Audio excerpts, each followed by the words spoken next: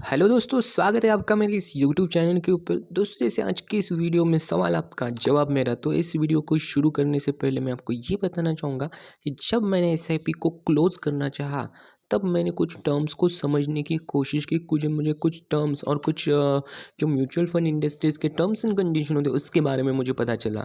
तो दोस्तों, यही एक्सपीरियंस मैं आपके साथ शेयर करने वाला हूँ और एक लाइव डेमो एसआईपी को क्लोज़ किस तरह से की जाती है, इसके बारे में हम आने वाले वीडियो में जानने की कोशिश करेंगे। तो दोस्तों, एक स्क्रीनशॉट मैंने आपके साथ यहाँ पे शेयर किया है। ये एसबीआई म्यूचुअल फंड मेरी जो एसआईपी चल रही थी, banking and financial services fund की एसआईपीज़ को मैं क्या करने वाला था, कैंसिल करने वाला था। बहुत जल्द आपको इस वीडियो को मेरे चैनल के ऊपर मिल जाएगा। तो दोस्तों, चलते हैं एक एक टर्म्स के बारे में हम समझने की कोशिश करते हैं। तो सबसे पहले एक टर्म्स होती है कि एसआईपी को कहाँ से खरीदा जाए। ठीक है, सबसे पहला क्वेश्चन होता है, आप एसआईपी तो कहीं से भी ओपन कर सकते हो। आज म्यूचुअल फंड इंडस्ट्रीज़ में निवेश करने के लिए बहुत सारे ऐसे ऑप्शंस अवेलेबल है। कई कई सारी ऐसी ऐप्स अवेलेबल है, वहाँ से आप क्या कर सकते हो, एसआईपी स्टार्ट करते हो। जैसे योनो का एसबीआई ऐप हो गया, ज़ीरोधा का कॉइन हो गया, ग्रो ऐप हो गया, उसके बाद पेटीएम मनी हो चुका है। कई सारे ऐप हैं, यहाँ से आप क्या कर सकते हो, एसआईपी स्टार्ट कर सकते हो। पर लेकिन मेरे ख्याल से अगर सही मायने में अगर देखा जाए, तो एसआईपी स्टार्ट करना हो तो आपको सिर्फ और सिर्फ जो एएमसीज होती है, उनके जो खुद के जो ऐप्स होते हैं, उसी ऐप से आपने क्या करनी चाहिए, एसआईपी को क्या करना चाहिए, स्टार्ट करना चाहिए। इसके लिए रीज़न ऐसा है कि मैंने बहुत बार ऐसा देखा है कि कमेंट सेक्शन में मैं देखता हूँ, सर मैंने तो रिडेम्पशन का रिक्वेस्ट दिया था इस पर्टिकुलर ऐप पे, पर लेकिन मेरा अमाउंट क्या हो चुकी है, क्रेडिट नहीं हो चुकी है। तो ये जो प्रॉब्लम्स आते हैं, ये प्रॉब्लम्स आपको नहीं आएंगे। वहाँ से भी रिडेम्पशन होता है, ऐसा होता नहीं है, ऐसी बात नहीं है, वहाँ पे भी होता है। पर लेकिन मेरा सजेशन ये है कि जो कस्टमर का जो रिलेशनशिप होना चाहिए, वो डायरेक्ट एएमसी के साथ होना चाहिए, ना कि कस्टमर का रिलेशनशिप थर्ड पार्टी एप्लीकेशन के बाद फिर एएमसी के साथ होना चाहिए। तो 1-to-1 रिलेशनशिप यहाँ पे क्या होना चाहिए, यहाँ पे होना चाहिए, ना कि थर्ड पार्टी एप्लीकेशंस की सर्विस लेकर एएमसी के साथ हमारा रिलेशनशिप होना चाहिए। ठीक है दोस्तों, तो ये तो रहा हमारा इसके बारे में। यहाँ पे कुछ मैंने ऐप्स का नाम मेंशन किया है, ज़रूरी नहीं कि इसी ऐप से आप निवेश कीजिए, सिर्फ आपको एक अंडरस्टैंडिंग के पर्पज़ से मैंने यहाँ पे इन ऐप को मेंशन किया है। ठीक है, उसके बाद नेक्स्ट चलते हैं हमारे वीडियो के ऊपर। नेक्स्ट जो हमारा सवाल था, रिडेम्पशन। तो एसआईपी रिडेम्पशन का मीनिंग क्या होता है? रिडेम्पशन का मीनिंग होता है कि पैसे को क्या करना होता है, विड्रॉल करना होता है।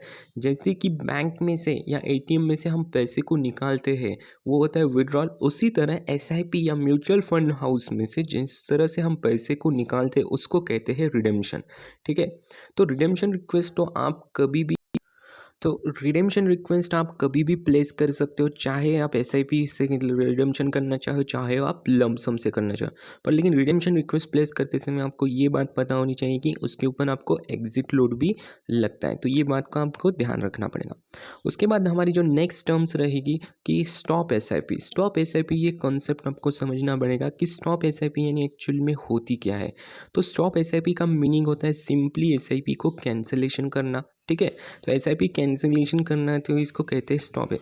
इसका मीनिंग होता है कि एसआईपी हमारी, जैसे कि हमने एसआईपी को स्टॉप कर दिया और इसका मीनिंग क्या हो गया, हमारी एसआईपी बंद हो चुकी है। बिल्कुल भी ऐसा 100% ये राइट नहीं है। एसआईपी तो बंद होगी, पर लेकिन आपके जो भी फंड आपके म्यूचुअल फंड अकाउंट में है, वो फंड क्या हो जाएगा, आपके जो अकाउंट में है, जो बैंक में आप बैंक का जो अकाउंट है, वहाँ पे वो क्या हो जाएगा, क्रेडिट नहीं हो जाएगा। जब तक आप रिडेम्पशन रिक्वेस्ट प्लेस नहीं करते, तब तक ये फंड क्या हो जाएगा, वही म्यूचुअल फंड का जो आपका अकाउंट है वहाँ पे रहेगा।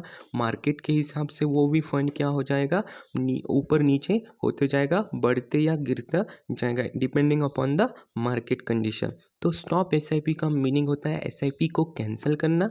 अगर आपको उस फंड को आपके अकाउंट में क्रेडिट करना है, तो आपको सेपरेटली रिडेम्पशन रिक्वेस्ट को क्या करना पड़ेगा, प्लेस करना पड़ेगा। ठीक है, उसके बाद नेक्स्ट हमारा जो कंसेप्ट है, हमारा है कैंसल एसआईपी। तो बहुत सारे म्यूचुअल फंड हाउस का जो होता है ऐप्स आते हैं, ऐप्स का उनका फंक्शंस कैसे होते हैं, अलग अलग फंक्शन होते हैं। जैसे एसबीआई म्यूचुअल फंड में वो स्टॉप एसआईपी, पॉज एसआईपी के ऑप्शंस अवेलेबल देते हैं। वही एक्सिस म्यूचुअल फंड हाउस में वो क्या करते हैं, इनएक्टिव एसआईपी। तो उसका मीनिंग ही सेम होता है, इनएक्टिव कर एसआईपी करना, यानी क्या करना है, एसआईपी को बंद करना। और उसके बाद आपको सेपरेटली क्या करना पड़ेगा, रिडेम्पशन रिक्वेस्ट आपको क्या करना पड़ेगा, प्लेस करना पड़ेगा, ताकि आपका जो फंड है वो आपके अकाउंट में क्या होता जाएगा, क्रेडिट होना चाहिए इसीलिए। ठीक है, तो ये एक topic cancel SIP exactly stop SIP की तरह ही होती है। उसके बाद नेक्स्ट हमारा टर्म्स रहेगा, फिफ्थ वाला टर्म है क्लोजिंग ऑफ एसआईपी। तो दोस्तों ये टर्म काफ़ी इंपॉर्टेंट है। तो सबसे पहले हम समझने की कोशिश करेंगे कि एसआईपी को क्लोज किस तरह से करते हैं। फॉर एग्जांपल मैं एसबीआई म्यूचुअल फंड हाउस का मैं यहाँ पे एग्जांपल लेना चाहूँगा। एसबीआई म्यूचुअल फंड हाउस में एसआईपी को सबसे पहले क्या करना पड़ता है, स्टॉप करना पड़ता है। और स्टॉप करने के बाद ये फंड आपके बैंक अकाउंट में क्रेडिट नहीं होता है। जब तक आप रिडेम्पशन रिक्वेस्ट आप प्लेस नहीं करते तब तक ये फंड आपके बैंक अकाउंट में क्रेडिट नहीं होता है। जो मंथली हमारी एसआईपी चल रही थी, मंथली एसआईपी तो कैंसिल हो जाती है, डिडक्शन बंद तो हो जाता है, पर लेकिन फंड जो है वो हमारा फंड हमारे अकाउंट में क्या हो जाता है, क्रेडिट नहीं होता है। तो अगर आप चाहते हो आपका जो भी फंड म्यूचुअल फंड के अकाउंट में वो आपके बैंक अकाउंट में आना चाहिए, तो इसीलिए आपको क्या करना पड़ेगा, सेपरेट एक रिडेम्पशन का रिक्वेस्ट आपको क्या करना पड़ेगा, प्लेस करना पड़ेगा। इसका मीनिंग ये रहा कि सबसे पहले आपको एसआईपी को स्टॉप कीजिए। स्टॉप करने के बाद आपका जो फंड रहेगा उस फंड को आपके अकाउंट में आने के लिए एक रिडेम्पशन रिक्वेस्ट प्लेस कीजिए। वो फिर वो फंड आपके बैंक अकाउंट में आ जाएगा। उसके बाद नेक्स्ट टर्म हमारी ये रहेगी कि पॉज एसआईपी। तो पॉज एसआईपीज़ में क्या किया जाता है कि पॉज एसआईपीज़ में एसआईपीज़ को रोकना। जैसे आप ये वीडियोस देख रहे हो तो वीडियोस के ऊपर आप क्या कर देते हो, उसके ऊपर पॉज का एक बटन आ जाता है, वीडियो रुक जाता है। फिर आपको थोड़ी देर के बाद अगर आपको इस वीडियो को फिर से देखना है तो फिर से आप उस प्ले बटन के ऊपर क्लिक कर देते हो और आप फिर से वीडियो देखना चालू हो जाए। इसी तरह को बहुत सारे ऐसे म्यूचुअल फंड हाउस होते हैं जो आपको पॉज एसआईपी का भी ऑप्शन प्रोवाइड करते हैं। सिंपली उस बटन के ऊपर क्लिक कीजिए, आपकी एसआईपी उस मंथ के लिए क्या हो जाएगी, स्टॉप हो जाएगी, रुक जाएगी। और उसके